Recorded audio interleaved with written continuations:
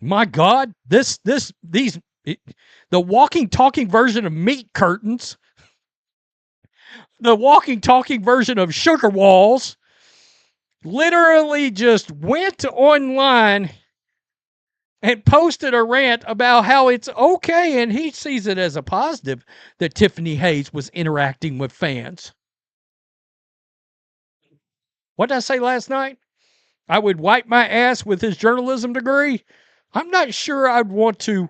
A Sports Illustrated WNBA writer named Grant Young is drawing heavy criticism after publicly defending Tiffany Hayes for engaging with fans on social media following her back and forth with Caitlin Clark during the Fever Valkyries game. Young framed the interaction as a positive, arguing that direct player-to-fan communication is what makes the WNBA feel distinct from other professional leagues, and that this kind of access should be celebrated rather than criticized. That take has not landed well among a large portion of the fan base. The core objection is straightforward. The fans Hayes was engaging with were not offering neutral commentary. Some were making remarks about player harm. I'm not sure I'd want to. I'm not sure I'd want to sully my. Yeah. Keep that. Just keep it. Put it down the trash disposal. You don't need it. Wow, this is some irresponsible comments considering the climate of the league. This fan, it's bad when fans legitimately, and this is why people are consuming channels like mine, like Ben Daniel. Defending that kind of exchange as a league strength, critics argue, is not just tone deaf, but genuinely irresponsible, given the current climate around player safety and the ongoing tension surrounding Clark's treatment in the league. The position that social media engagement is inherently good ignores the specific nature of what was actually being said. Young also argued that WNBA media coverage of social media narratives is justified because the players themselves are actively participating in those conversations. Are consuming channels like mine, like Ben Daniel, like CDS, and like so many of the other creators. The reason they are consuming our product is easy. We're going to tell them the truth.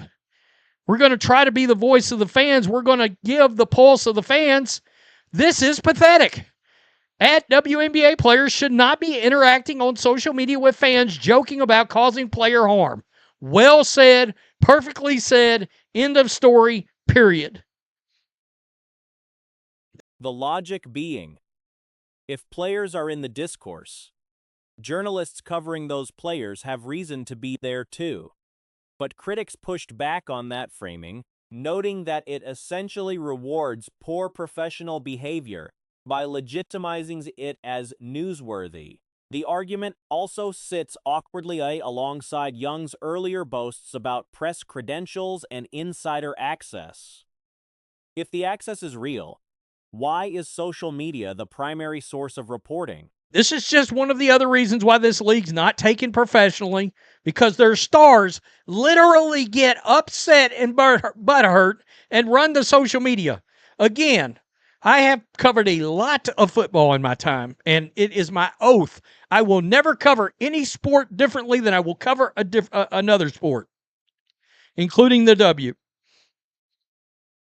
You don't see NFL players doing this. You don't. You don't see these players doing this.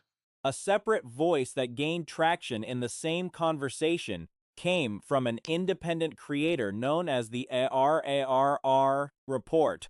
Her assessment cut through the noise directly.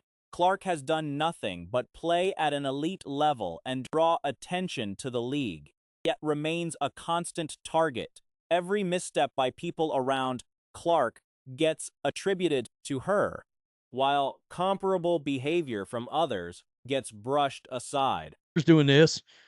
You don't see these players doing this.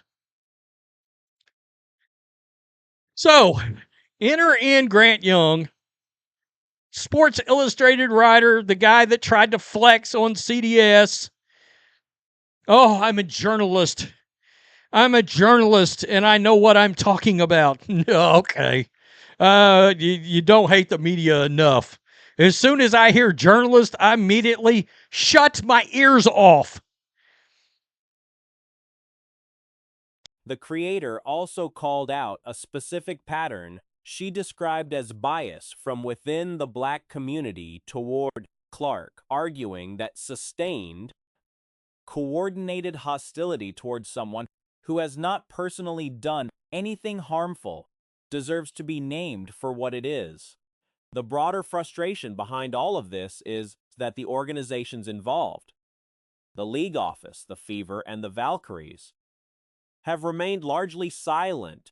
No formal response, no statement, no visible effort to address what happened. WNBA players engaging with fans online is exactly why the league feels different from every other sport. I think it's a good thing. Let's listen to old meat curtains here.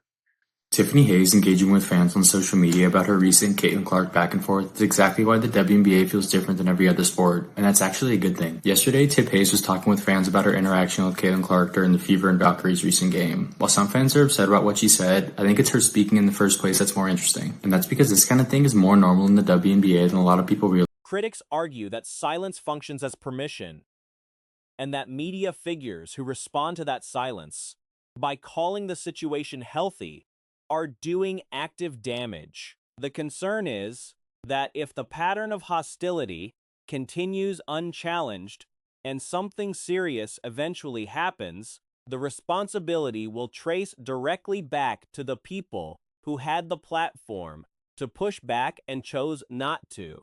What Young framed as a feature of the WNBA, closeness between players and fans, is being described by others as a boundary problem that the league has refused to manage. And that's because this kind of thing is more normal in the WNBA than a lot of people realize, especially when compared to most other sports. Also this morning, the Ringer's C-Ref Sohi posted a great article about a portion of Caitlin Clark's fans who believe everything is a controversy, and the most common pushback the article has received is that she and the rest of WNBA media read too much about what's on social media. And sometimes think that criticism is fair, but I also think WNBA fans often forget the amount of access we have to players through social media is unparalleled compared to other sports. Especially on X and Threads, pretty much every day, some players are commenting or interacting with fans about the narratives or discourses going on in the league. They're actively participating in this. Whether that gap in perspective reflects a genuine disagreement about culture or something more calculated is a question the coverage itself has now made unavoidable.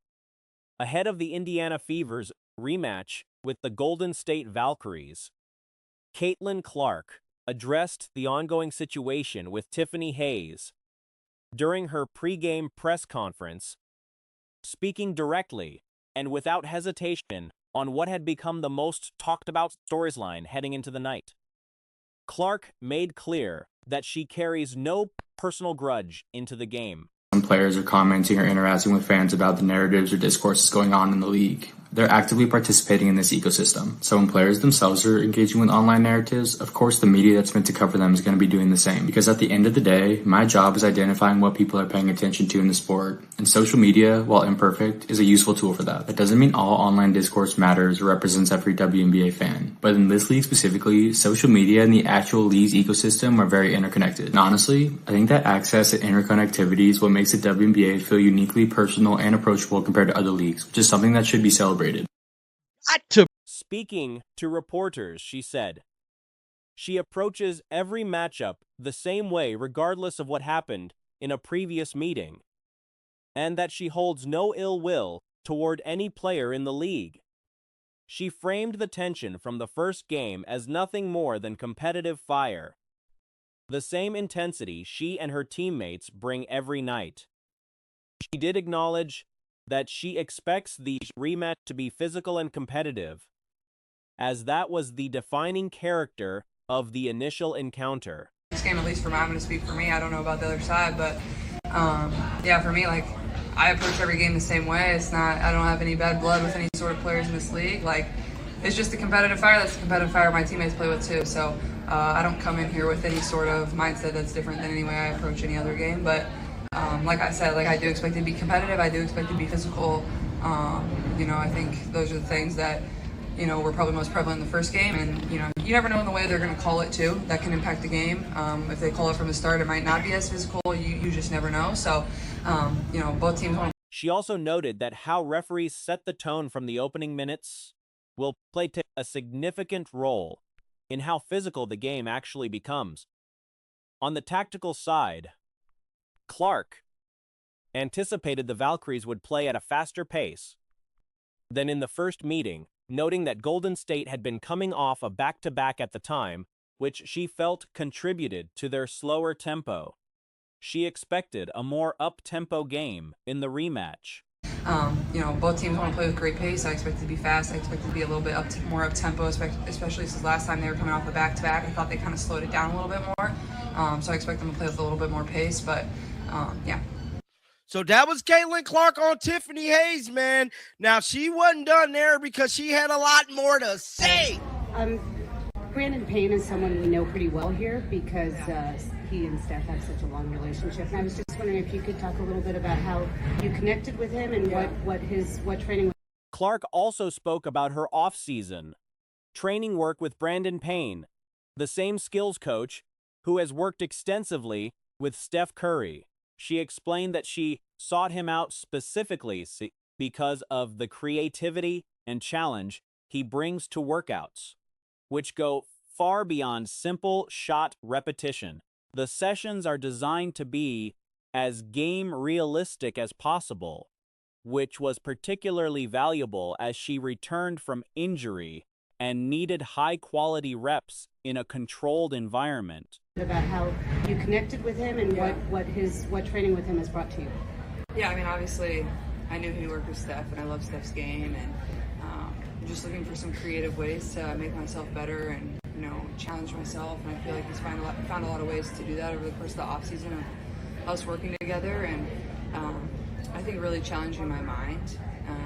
It's not like we're just in there shooting shots. Like, it's as game-like as we can make it, and I think that was something that I was really looking for. Obviously, coming off of injury, it's really difficult to get those type of reps and things like that. She described learning a great deal through film study with Payne and credited him with broadening her perspective on how to prepare, noting that she has embraced the new approach and intends to continue it. Clark also briefly discussed a visit to Oracle Park earlier in the week to catch a San Francisco Giants game.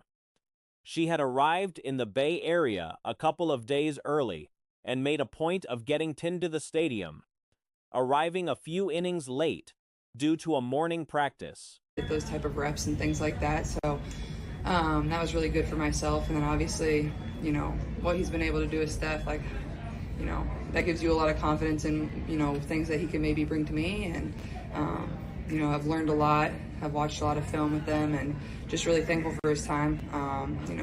He's poured in a lot to me over the course of the off season. So just really thankful for him, but, gave me a different glimpse on a way to work out. You get in these patterns of doing things your own way for however long that is.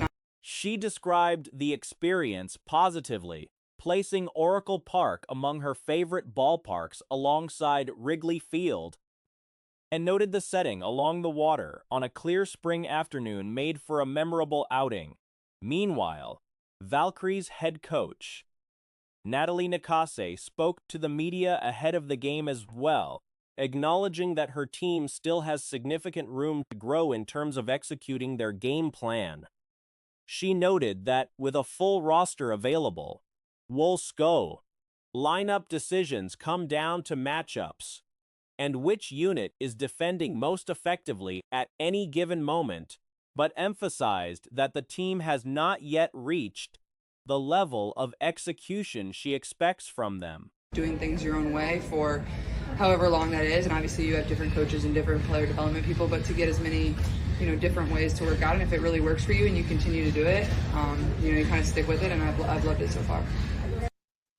So that was Caitlin Clark speaking on her and Steph Curry trainer. Now there's more clips that is still coming out. Thanks. Hey, Caitlin. Nathan Cannell from the San Jose Mercury News. Curious what your time was like at Oracle Park the other day. Well, Oracle's on my bucket list, so we got here 2 days early, so I was like, I gotta try. We got here 2 days early, so I was like, I gotta try to go. And then we had early practice, so I was a couple innings late, but I got over there. And honestly, I was in like the second row, and I'm not going to complain about being in the second row, but it might be one of those ballparks where the nosebleeds might be better than, you know, behind home plate. But obviously 65 and sunny right on the bay, and a baseball game in the middle of May, like that's not too bad. So definitely up there. I mean, I obviously love Wrigley Field, but Oracle's maybe a close second. I don't know. They can still outduel each other, but it was fun, cool park. It was fun, cool park. So that was Caitlin Clark on going to a baseball game. Now, I did not report on that story. I actually missed that one this week. So if you guys synced it out there, she went to a San Francisco Giants game and showed up and showed out. Now, this is Caitlin Clark rolling up.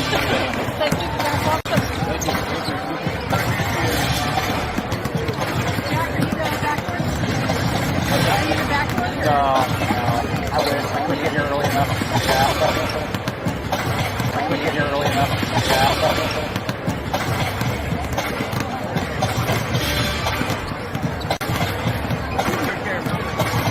So, for all of the people wondering, is Caitlin Clark going to play tonight? Judging from this clip right here, she's definitely hitting the court, and she really finna get it in tonight, baby. Sporting some fresh new kicks on the court. Our girl Cece is about to go out there and kick ass, man. I'm telling you, I can't wait for